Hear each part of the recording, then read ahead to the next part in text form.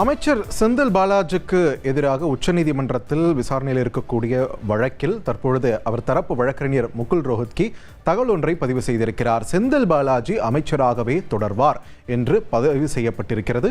இது தொடர்பான கூடுதல் விவரங்களை வழங்க இணைகிறார் எமது செய்தியாளர் வெங்கடேசன். வெங்கடேசன், வணக்கம். இந்த வழக்கின் முழு பின்னணி என்ன? தற்பொழுது முகுல் ரோஹத்கி தரப்பிலிருந்து வேற என்னென்ன விஷயங்கள் பதிவு செய்யப்பட்டிருக்கிறது உச்சநீதிமன்றத்தில்? விரிவா பதிவு பண்ணுங்க.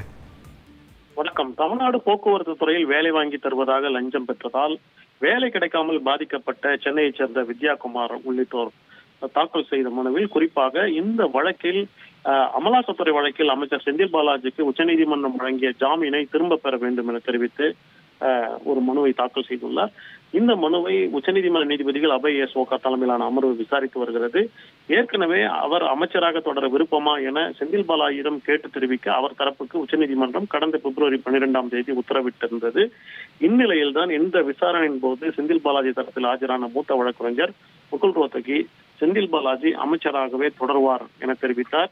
அப்போது நீதிபதிகள் அப்படி என்றால் இந்த விசாரணை தொடர்பாக வாதங்களை முன்வையுங்கள் என தெரிவித்த போது 2 நாட்கள் அவகாசம் தேவை என்றும் பதிலளிக்க முறையாக உத்தரவிடவில்லை என்ற வாதத்தை முன்வைத்த போது இதற்கு கடும் ஆட்சேபம் தெரிவித்த உச்சநீதிமன்ற நீதிபதிகள் இந்த மனு தொடர்பாக ஏற்கனவே வாதங்களை முன்வைத்துவிட்டு பதிலளிக்க உத்தரவிடவில்லை என்ற வாதத்தை ஏற்க முடியாது என்றும் இது உச்சநீதிமன்றத்தை அவமதிப்பது போன்றது என்றும் இந்நேரம் பதில் மனு தாக்கல் செய்திருக்க வேண்டும் என்றும் தெரிவித்தனர்.